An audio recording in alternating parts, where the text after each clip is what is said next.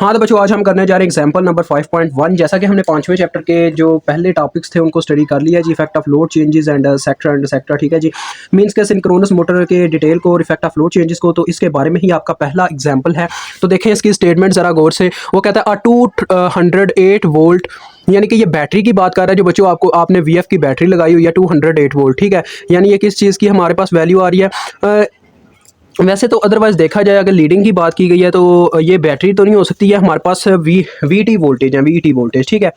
We T is equal to 208। और बच्चों आगे पहले कनेक्शन पढ़ लूँ फिर मैं 208 लिखूंगा, ठीक है। पहले ज़रा चेक करें, आगे उसने लिखा हुआ डेल्टा कनेक्टेड, ये लिखा हुआ ना डेल्टा कनेक्टेड। मैंने आपको बताया था ये चीज़ कि डेल्टा कनेक्शन में वी टी ही आपके V5 वोल्टेज डायरेक्ट बराबर होते हैं, लेकिन करंट का उल्टा रिलेशन हो जाता है, यानी कि आपकी IL जो है वो √3 टाइम्स ऑफ IA के बराबर होती है। इस तरह से अपना काम चलता है, ठीक है। तो ये डेल्टा कनेक्टेड है, इसका मतलब वी की जो वैल्यू दी गई है वही V5 की वैल्यू है जो कि 208 वोल्ट है। आपको मजीद आगे कुछ करने की जरूरत नहीं है V5 के लिए। अब आगे आ जाए। आगे बच्चों यहाँ पे एक जो नई चीज़ देखने को मिलती है वो है 45 HP। अब ये क्या चीज़ है? ये है आपकी पावर, 45 हॉर्स पावर इसको कहते हैं। एच का पता नहीं, यही कुछ मीन्स है HP, ठीक है। मतलब कि हॉर्स पावर इसे कहा जाता है। तो लिहाजा बच्चों इसको वाट्स में ले जाने के लिए ना आपको 744 से मल्टीप्लाई करना पड़ता है, ठीक है। अब आप इसको कैसे याद रख सकते हो? ये मैथ ब्रांड का जुगाड़ है जो आज तक मेरे ब्रेन में ये चीज़ सेव है। पता है किस तरह से? 786 तो आप सबको याद है ना, जिसे हम बिस्मिल्लाह समझते हैं। अब मुझे क्लियर नहीं है क्योंकि मैंने कभी वेरीफाई नहीं किया कि क्या इसका असल में मतलब यही है। तो 786 वाला नंबर याद रखो, बस 8 को आपने 4 करना, देखो 744 बन गया। तो हम HP को, ये आउटपुट पावर होती है बच्चों। आपको पता है सिंक्रोनस मोटर जो है वो हमें एक आउटपुट पावर देती है और एक इनपुट होती है जो उसके सिस्टम के अंदर क्रिएट हो रही होती है पावर। कुछ लॉसेस के बाद हमें आउटपुट पावर मिलती है। इनपुट पावर कैसे हासिल करनी है वो बात की बात है। पहले ये हमारे पास कितनी है? 45 HP, ठीक हो गया जी। इसको कैलकुलेट करेंगे कैसे जी? 45 multiply by 746, then it is converted into watts. आप इसको इस तरह से समझ सकते हो, 746 के साथ होता है HP वाट्स अवर HP, तो HP से कैंसिल हो जाता है। अदरवाइज आप डायरेक्ट ही लिखते हो क्योंकि समझने वाला तो समझ जाता है जब आप ये चीज़ ज़रब दोगे। तो 45 मल्टीप्लाई बाय 746, तो ये बच्चों वैल्यू आ रही है मेरे पास, देखें 33.33570, ठीक है। इसको अगर मैं राउंड ऑफ करूँ तो ये हो जाएगा 33.6 किलो वाट्स, ठीक है। इसको इस तरह से आप लिख सकते हो। हाँ जी बिल्कुल, हमने इसको किलो वाट्स में लिख लिया। अब आते हैं नेक्स्ट अपने नई कहानी पे। तो देखो आगे उसने एक लीडिंग पावर फैक्टर मुझे दिया हुआ है, यहाँ पे पावर फैक्टर लीड कर रहा है हमारा। ये देखिए वो कहता है 0.8 पावर फैक्टर लीडिंग। तो PF हमें दिया गया है जी 0.8 विच इज़ लीडिंग। मजीद आगे बच्चों आपको फ्रिक्वेंसी दी गई है, मोटर की फ्रिक्वेंसी है हमारे पास 60 hertz. F is equal to 60 hertz. Majeed आगे बढ़ते हैं। आगे वो बच्चों देखो क्या कह रहा है, वो कह रहा है has a synchronous reactance. Synchronous reactance means XS की बात कर रहा है, 2.5 ओम है और इसमें आर्मेचर रेजिस्टेंस यानी कि आपके RA की जो रेजिस्टेंस है वो नेग्लिजिबल है। तो लिहाजा सिर्फ XS की वैल्यू हमें दी गई है जो कि 2.5 ओम है। अब आगे आ जाओ, वो कहता है it's frictional and windage losses are 1.5 kilowatt and it's, यानी कि जो इसके फ्रिक्शनल और विंडेज लॉसेज हैं इनको इकट्ठा कहा जाता है। तो पावर लॉसेज की बात असल में कर रहा है वो, आप इसको P विंड लिख लो, ठीक है। यानी कि ये वो समझ जाएगा किस चीज़ की बात कर रहा है, विंडेज लॉसेज। तो ये है 1.5 किलोवाट। और आगे उसने बात बच्चों देखे क्या किया है, it's core losses are 1 kilowatt. तो P कोर हमारे पास हैं 1 किलोवाट। मजीद आगे बढ़ते हैं तो वो कहता है initially the shaft is supplying a 15 HP load and the Motors power factor is 0.85 leading. अब आपको एक चीज़ बताऊं, ये देखो वो क्या कह रहा है, shaft is supplying 15 HP load. अब इसका पता क्या कहने का मतलब है, जो शाफ्ट है ना यानी कि जो मोटर है वो 15 HP यानी कि 15 हॉर्स पावर जो है वो आगे सप्लाई कर रही है लोड को। तो यही तो हमने पीछे बात की है, जो 15 की बजाय हम 45 HP ले रहे थे, ठीक है। तो 45 HP बच्चों बात की, फिर इसका मतलब बात करेगा अब इनिशियल स्टेज में उसने बोला हुआ है, यानी कि वो हमें बताना चाह रहा है जो शुरू वाली कंडीशन है वहाँ पे हमारे पास जो पावर है वो 45 की बजाय अभी कितनी है, वो हमारे पास है जी 15 HP, ठीक है। तो आप इसको P आउट प्राइम कह लो, ये जो आपने पहले निकाली है, आप इनिशियल कंडीशन वाली को P आउट कह लो। 15 HP है तो इसको कन्वर्ट करेंगे उसी तरह से 15 को HP को मल्टीप्लाई देके किसके साथ, 746 के साथ हम कन्वर्ट कर लेंगे बच्चों वाट्स के अंदर। तो देखते हैं ये कितनी आती है। ये बच्चों आ जाती है हमारे पास है 11190। तो इसको अगर किलो वाट्स में लिखना चाहो तो ये आ जाएगा 1119 किलो वाट, ठीक हो गया जी। ये आ गई हमारे पास। अब आगे बढ़ते हैं।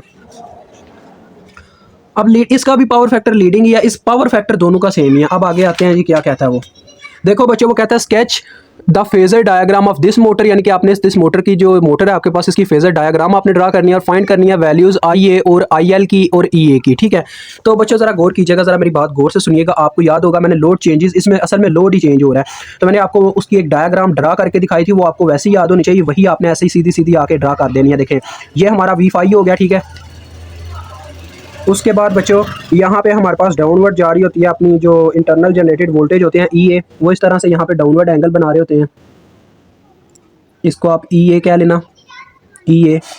और इन दोनों के दरमियान एक क्लैरिफिकेशन का एंगल होता है, ऐसे इस तरह से कनेक्टेड होता है। और एक हमारे पास इस तरह से हमारी IA यहाँ पे मेंशन होती है, IA। ठीक है जी, मैंने सब यहाँ पे सेट कर दिया। और यहाँ पे अपना एक डेल का एंगल होता है जिसे हम डेल्टा कहते हैं। ठीक है जी, तो ये चीज़ बनती है यहाँ पे असल में। तो आगे आप चाहो तो इनकी वैल्यूज़ मेंशन कर सकते हो। V5 की आपको पता है कितनी है, 208। ठीक है जी, और IA की वैल्यू अभी हमें नहीं पता, क्योंकि IL की वैल्यू हमें पहले कैलकुलेट करनी पड़ेगी। वो हम कैसे कैलकुलेट करेंगे, काफ़ी ईजी वे है बच्चों, कोई टेंशन नहीं लेनी, मैं आपके साथ हूँ। तो चलो अब साथ साथ काम करते हैं और इस काम को ख़त्म भी करते हैं, इसकी हद तक पहुँचाते हैं जहाँ तक ये जा सकता है। तो देखो बच्चों सीधी सी बात है, कोई इतना लंबा चौड़ा प्रोसीजर नहीं है। यहाँ पे देखें, जैसे कि उसने बोला आपको कि हमने आर्मेचर रेजिस्टेंस को नेग्लिजिबल कर देना। जब भी आर्मेचर रेजिस्टेंस नेग्लिजिबल हुई ना, तो इतना याद रखना कि जब आप इनपुट पावर निकालते हो, आपको पता है ये वाला फार्मूला आपको अप्लाई करना पड़ता है, मतलब कि ओवरऑल उसमें लॉसेज आ जाते हैं। मतलब कि इनपुट पावर मीन्स के जो पावर मोटर के अंदर जनरेट हुई उसमें क्या आ जाएगा, एक तो वो पावर जो आपको लोड के ऊपर मिल रही है। ठीक है जी, लोड के ऊपर आपको पावर कौन सी मिल रही होती है, जो मोटर ने जनरेट की होती है, लेकिन उसमें कुछ लॉसेस आके वो आपको पावर मिलती है। कौन कौन से लॉसेस हैं वो जी, एक तो विंड लॉसेस जो हमने मतलब उसने हमें बताए हैं, विंडेज लॉसेस, और एक होते हैं कोर लॉसेस, और एक होता है इलेक्ट्रिकल लॉसेस। लेकिन इलेक्ट्रिकल लॉसेस बच्चों यहाँ पे जीरो होगा, क्योंकि आर्मेचर रेजिस्टेंस को नेग्लिजिबल कर दिया गया। ठीक है, एक इलेक्ट्रिक लॉस होता है जो प्रोड्यूस होता है इस फार्मूले के अकॉर्डिंग। देखें उसका फार्मूला होता है बच्चों √3 टाइम्स VL IL। ठीक है जी, ये फार्मूला होता है। तो असल में हम ये वाला फार्मूला भी इस्तेमाल कर लेते होते हैं, और कभी कभार हम वो ये वाला फार्मूला इस्तेमाल कर लेते होते हैं, √3 टाइम्स IL और A। ठीक है जी, IL का स्केयर आपको पता होता है, और वो ओवरऑल जो भी बनता है आप पावर के फार्मूलाज जानते हैं। तो इसमें वैल्यूज पुट करेंगे तो हमें वो टोटल पावर मिल जाएगी जो मोटर के अंदर उसका जो कॉइल है घूम घूम के, मतलब कि वो जो प्राइम मूवर है वो घूम घूम के जो पावर जनरेट कर रहा है, वो असल में हमें पावर मिल जाएगी। तो आउटपुट पावर हमारे पास कितनी है यहाँ पे, 11.19 किलो, प्लस पी विंड उन्होंने कितनी दिया, 1.5 के, प्लस आ गई कोर लॉसेस जो कि 1 के थे। तो इन सबको अगर इसमें ऐड अप किया जाए तो हमें पावर मिलती है 13.69 किलोवाट। ठीक हो गया जी। अब हमें इनपुट पावर का पता है बच्चों। अब आपको याद हो तो इनपुट पावर का हमने फार्मूला पढ़ा था कि पी इन बराबर होती है अपने पास √3 times terminal voltage load current cause of theta. याद है ना, ये हमने फार्मूला पढ़ा हुआ है। तो ये फार्मूला ही यहाँ पे अप्लाई हो रहा है असल में। तो देखो बच्चों, हम यहीं से ये फार्मूले से यहाँ पे IL का फार्मूला ड्राइव कर लेंगे ताकि हमें लोड करंट पता चल जाए, क्योंकि उसने बोला हुआ है मुझे एक लोड करंट निकाल के दो, एक आर्मेचर करंट निकाल के दो, और एक आपने मुझे इंटरनल जनरेटेड वोल्टेज में क्या फ़र्क आता है वो आपने बता के देना। मतलब हमने EA उसे कैलकुलेट करके देने हैं, यहाँ पे हमने इसको ये भी कैलकुलेट करके देनी है, ये भी कैलकुलेट करके देनी है। तो देखिए बस मिनटों का काम है, देखिएगा ज़रा बच्चों। IL यहीं पर रह गई और हमारे पास आ गया P in our. P in की क्या वैल्यू है बच्चों, पहले पुट कर देता हूँ 13.69। ठीक है जी, किलो, और बटे में ये √3 इसके बटे में आ गया, और साथ में VT को भी बटे में उठा के ले आया। VT की कितनी वैल्यू थी बच्चों, वो देखो V5 हमने लिखा था, VT is equal to V5 which is equal to 208। तो वो आप वैल्यू पुट कर दो, ये VT इसके बटे में आया, और साथ में कास थीटा को भी उठा के ले आया। अब कास थीटा की क्या वैल्यू है ये हमने अभी तक नहीं निकाली। तो बच्चों देखो कास थीटा ना, आपको याद होगा हमारे पास ये फार्मूला था, यहाँ पे मैं साइड में करके दिखा रहा हूँ। पावर फैक्टर आपको बताया गया ना, जब पावर फैक्टर लीडिंग में होता है तो थीटा को निकालने का फार्मूला होता है theta is equal to cos inverse, positive यहाँ पे आ जाता है, यहाँ पे प्लस आ जाता है। ठीक है, कॉस इनवर्स इंटू PF।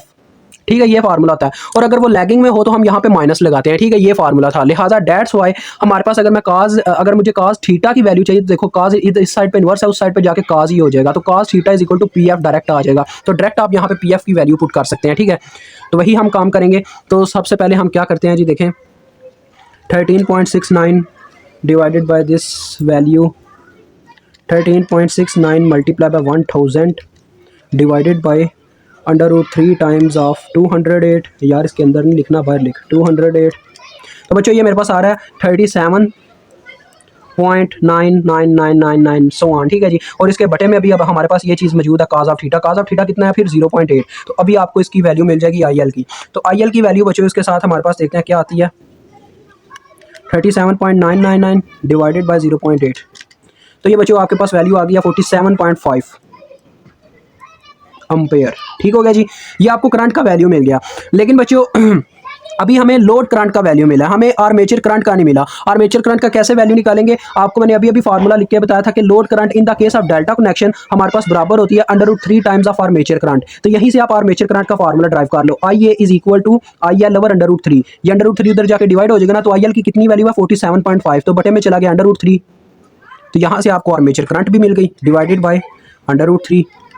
तो ये बच्चों आ जाती है आपके पास 27.4 एम्पेयर।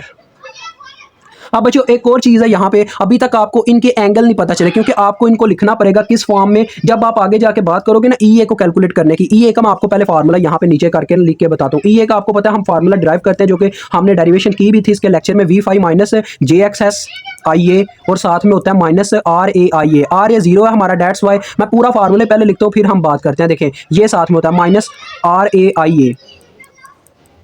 आगे आप साथ में ये लिखोगे तो अच्छी बात है, आपका एक और स्टेप बढ़ जाएगा और उस्ताद को ये यकीन आ जाएगा कि बच्चा कुछ समझ के आया है। ठीक है, जीरो हम that's why E A is equal to V5 minus JXS IA। ठीक है, इतना रह गया फार्मूला। हम ये कह देते हैं कि RA 0 है, डेट्स वाई हमारा ये इतना पार्ट बनता है।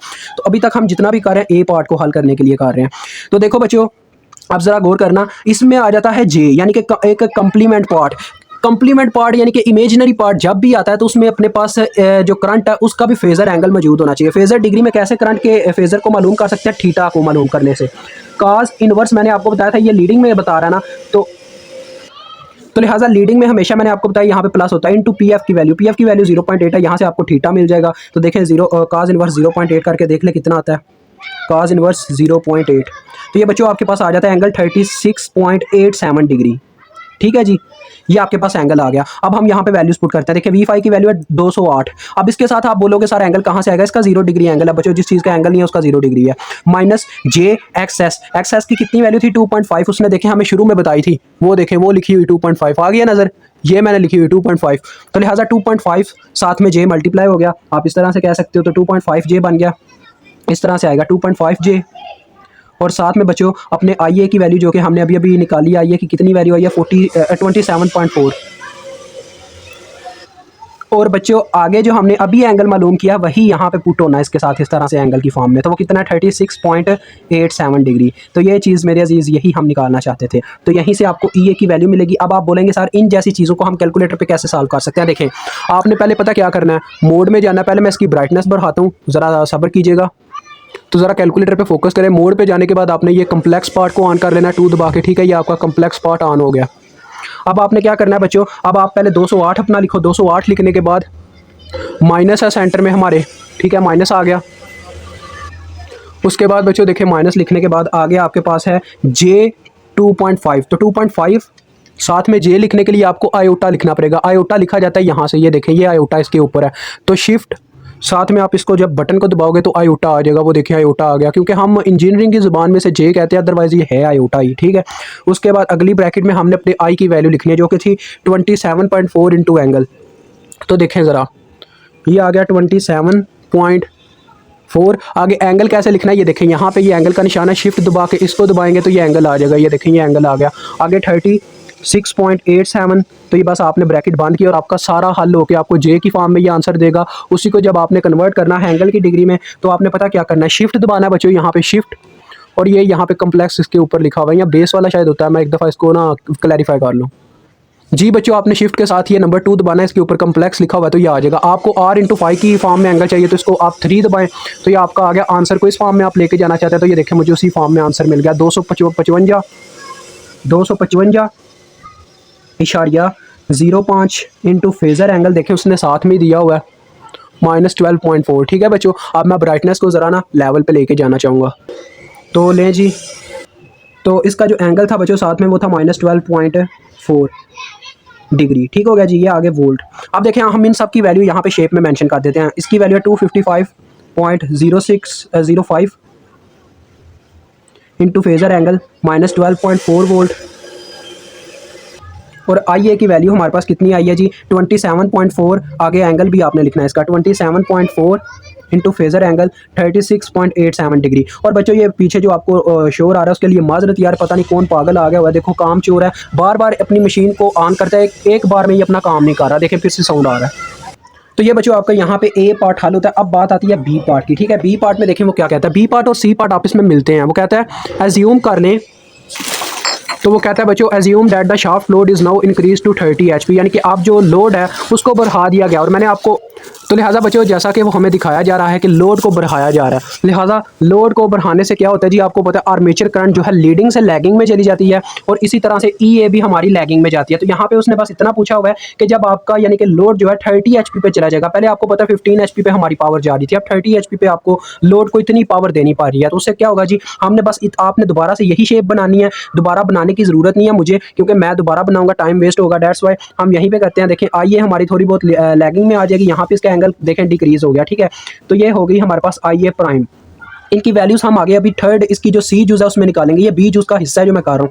और EAB जो है वो भी लैगिंग में जाएगी, यानी कि उसकी मैग्नीट्यूड तो सेम रहेगी लेकिन वो लैगिंग में चली जाएगी। कह ले फॉर एग्जांपल इतना एंगल इसका रिकवर हो जाएगा, देखें ये पीछे एंगल जा रहा है अब इसका, ये हमारी EA प्राइम है। अब हम इनकी वैल्यूज निकालेंगे सी जूस के अंदर। तो आ जाए नेक्स्ट पेज पे सी जूस करने के लिए। तो उससे भी पहले एक हमारा सी जूस के लिए काम है कि हमें आउटपुट पावर निकाल लेनी चाहिए 30 HP के लिए। तो बच्चों आउटपुट पावर कैसे निकालेंगे, 30 HP है ना, उसको हमें कन्वर्ट करना होगा किसमें, वाट्स में। तो लिहाजा 744 से ज़रब देनी पड़ेगी, जैसे आपको मैंने बताया कि 786 का नंबर याद रखें। तो लिहाजा हम क्या करते हैं, 30 मल्टीप्लाई बाय 746 करते हैं, तो हमें ये किलोवाट में देखते हैं कितनी कर मिलती है। तो 30 मल्टीप्लाई बाय 746, तो ये बच्चों मिल रही है 22.380। तो इसको अगर इशारिया में लिखना चाहिए मतलब कि राउंड ऑफ करके, तो ये लिखी जाएगी हमारे पास 22.38 किलोवाट्स, ठीक है जी। ये आपके पास पावर आ गई। अब आप अगर वो वाली पावर निकालना चाहें, क्योंकि ये भी हमारे काम आने वाली है, वो वाली पावर जो मोटर ने जनरेट किया आपके लिए और बाद में लॉसेस के बाद हमें एक आउटपुट पावर मिली, तो लिहाजा उसमें क्या क्या आ जाएगा, एक अपनी आउटपुट पावर जो हमें आउटपुट पे मिल रही है, और उसके बाद एक वो पावर जो कोर लॉसेस में जा रही है, ठीक है, जैसे हमने आगे की लॉसेस भी बीच में ऐड किए पावर के, और एक विंड वाले लॉसेस आ जाएंगे। तो इन सबको अगर ऐड अप किया जाए तो क्या होगा जी, देखिए 22.38 के प्लस 1.5 के प्लस 1 के, ये सारे लॉसेस है ना, इन सबको जमा किया जाए तो हमारे पास इसकी वैल्यू आ जाती है 24.88 किलोवाट्स। अब मैं आपको सी जूस पर आता हूँ और इस क्वेश्चन का फिर दी एंड करते हैं। तो सी जूस में देखें बच्चे, find IA, IL and EA after the load changes, यानी कि यहाँ पे लोड का चेंज आया बी जूस में, जैसे कि मैंने आपको बताया। अब हमने इनकी वैल्यूज निकालनी है, फिर उन पर क्या इफेक्ट हुआ, and what is the new motor power factor. अब मोटर का पावर फैक्टर जो न्यू जनरेट होगा वो कितना होगा, तो इंशाल्लाह वो भी हमें समझ आएगा। नेक्स्ट पेज पे अब मूव करते हैं। तो बच्चों जैसा कि उसने बोला कि अब हमने IL, IA और क्या नाम था उसका, EA की वैल्यू निकालनी है। EA प्राइम मतलब कि वही बात आ गई ना। तो आपको पता है हमने पहले भी ये काम किया है, वही फार्मूले लगेंगे, वही सब कुछ होगा। P इन आ जाएगा, ठीक है। P इन प्राइम हमें कहना चाहिए था न्यू वाली को, चलो अब P इन ही हमने लिख दिया, कोई बात नहीं। तो आगे फार्मूला आपको पता है इसका क्या होगा, √3 times of VT IL cos of theta, ठीक है जी। इसका cos ऑफ थीटा भी 0.8 ही है, इतना याद रखिएगा। तो यहाँ से मैं चाहूँ तो IL तो निकाल सकता हूँ बहुत ईजीली होके। तो असल में यहाँ पे जो हमारे पास मसला आता है वो यही आता है कि बच्चों अब देखो लोड को जैसा कि हमने चेंज किया, तो लोड में कोई ना कोई चेंज आने से क्या हुआ होगा, लोड में जब चेंज आता है तो मैंने आपको बताया था कि करंट हमारी लैग में चली जाती है, पावर भी आपने देखा EA भी लैग में गया। तो करंट जब लैग में गई है तो इसके पावर यानी कि पावर फैक्टर मीन्स के cos ऑफ थीटा पे भी तो कोई इफेक्ट पड़ा है, तो इसके एंगल को हमें फाइंड आउट करना होगा। तो इसके एंगल को कैसे फाइंड आउट करते हैं जरा गौर कीजिएगा। आपने ये वाला पावर का फार्मूला पढ़ा होगा जो कि था हमारे पास P in is equal to, ये मैंने आपको पढ़ाया हुआ है, याद से जरा देख लेना इसको, कि P in is equal to EA sine del divided by हमारे पास होता है गाइस क्या, EA sine del over XS, यही होता है ना। तो इसी फार्मूले को आपने फॉलो करते हुए यहाँ पे क्या करना है जी, फाइंड आउट करनी है पावर अपनी। और एक और चीज़ इसके साथ अपने पास वो भी होता है 3V5, ये हमने पूरा नहीं लिखा फार्मूला जी, क्योंकि वो आपको पता है ये इसी फार्मूले से जनरेट होता है, ये हमने जनरेट किया था। आपको पता है हम IL cos थीटा को किसके साथ रिप्लेस कर देते हैं, EA sine del over XS के साथ, ठीक है जी। और VT आपको पता है VT वहाँ पे हमने रिप्लेस किया था, IL यहाँ पे हमारे पास रिप्लेस हो जाता है √3 टाइम्स ऑफ IA, और IA cos ऑफ थीटा की मदद से फिर ये बनता है। आप चाहो तो मैं इसका प्रूफ कर सकता हूँ लेकिन वो टाइम काफ़ी लेगा। मैं आपको इसका ना छोटा छोटा यहाँ पे रिव्यू दे देता हूँ। होता क्या है, पहले IL रिप्लेस होगा बच्चों √3 टाइम्स ऑफ IA के साथ, ठीक है जी। जब यहाँ पे आप देखो पुट करोगे तो वो बन जाएगा 3VT, और आपको पता है VT डायरेक्ट V5 के ही इक्वल है, तो 3V5 बन गया, ठीक है। और उसके बाद आया होगा हमारे पास IA cos ऑफ थीटा, और IA cos ऑफ थीटा ही हमने रिप्लेस किया था, आपको याद होना चाहिए किसके साथ, EA sine del over XS के साथ। तो यही चीज़ यहाँ पे हुई है जिसके बाद ये वाला फार्मूला जनरेट हुआ है। तो अब हमने मालूम क्या करना है, डेल को, यानी कि कितना यहाँ पे पावर फैक्टर आ रहा है। तो दैट्स वाई मैं यहाँ पे फार्मूला साइन डेल को एक साइड पे रखूंगा, साइन डायल उधर ही रह गया, और इस साइड पे पी इन के साथ जाके एक्सेस मल्टीप्लाई हो गया। पी इन अपने पास कितनी आई है बच्चों, पावर अभी अभी हमने निकाली है 24.88 किलो, ठीक है जी, इतनी आई है। और एक्सेस की वैल्यू ये हमें उसने शुरू में दी हुई थी 2.5, आपको पता है 2.5 ओम उसने दी हुई थी। और बटे में क्या जाएगा, देखो बच्चों ये चीज़ें यहाँ पे इसके साथ मल्टीप्लाई हो रही थी, उधर जाके डिवाइड होंगी, तो बटे में 3 आया, एक V5 आ गया जो कि 208 था, और एक हमारे पास EA आ गया। EA हमने जो प्रीवियस में भी बच्चों फाइंड आउट किया ना, वही आपने यहाँ पे पुट करना है। कितना आया था, 255। क्योंकि बच्चों एक चीज़ याद रखिएगा कि मैग्नीट्यूड चेंज नहीं होती EA की, लेकिन उसके पावर इफेक्टर यानी कि उसके एंगल में फ़र्क आया होता है, बस इतना होता है इसमें अपने सिंक्रोनस मोटर के लोड में चेंज लाने से। तो लिहाजा यहाँ से हम डेल को कैलकुलेट करेंगे, del is equal to sine inverse, इन सबको अगर आप कैलकुलेटर पे पुट करें तो आपके पास आ जाता है 0.39, और अगर साइन इनवर्स इसका लिया जाए तो अपने पास एंगल आ जाता है 23 डिग्री। तो ये हमें एंगल मिल गया, ठीक है जी। अब अगर वहाँ पे मुझे एंगल का इस्तेमाल करना हो किसके लिए, IL को कैलकुलेट करने के लिए, तो मैं किस तरह से करूँगा ज़रा गौर कीजिएगा। मैं एंगल का इस्तेमाल 23 डिग्री है मेरे पास, डायरेक्ट वहाँ पे 23 डिग्री पुट किया जा सकता है, तो आप IL को कैलकुलेट कर सकते हैं। तो बच्चों अगर अब हम EA की वैल्यू यहाँ पे उसको लिख के देना चाहें तो क्या लिखेंगे, EA इज इक्वल टू, देखें सीधी सी बात है, EA आप जानते हैं लैगिंग में गई है, तो लैगिंग में पावर फैक्टर हमेशा आपको पता है माइनस में पुट किया जाता है। तो ये हमारा पावर फैक्टर 23 डिग्री था, तो इसको अगर मैं पुट करना चाहूँ वहाँ पे एंगल की फॉर्म में, तो हमारे पास क्या आएगी, आपको पता है EA की कितनी मैग्नीट्यूड थी 255.05, और साथ में एंगल आता है। एंगल कौन सा आएगा, ये वाला एंगल आएगा, लेकिन क्या आएगा -23 डिग्री। उसकी वजह क्योंकि ये लैगिंग में है, इसका पावर फैक्टर है लैगिंग में है, क्योंकि हमारी EA लैगिंग में जा रही है, इसको आप EA प्राइम का नाम दे सकते हैं, ठीक है। आगे अब बात आती है IA को कैलकुलेट करने की, तो अब मुझे EA जब पता है तो मैं इसी फार्मूले से ये चीज़ जनरेट नहीं कर सकता। EA prime is equal to, आपको पता है V5 था माइनस JXS IA, ये फार्मूला था ना, तो IA प्राइम इस फार्मूले से नहीं निकाला जा सकता। देखें IA प्राइम और JXS इस साइड पे आ गया और ये उस साइड पे चला गया, ये बन गया V5 माइनस EA प्राइम, ठीक है, ये फार्मूला आया, और इसके साथ JXS मल्टीप्लाई हो रहा था, उधर जाके डिवाइड हो गया, तो ये आ गया फार्मूला हमारे पास। चलें इसको फार्मूले में वैल्यूज पुट करें, V5 की जगह 208 माइनस EA प्राइम की जगह हमारे पास इसकी वैल्यू 255.05,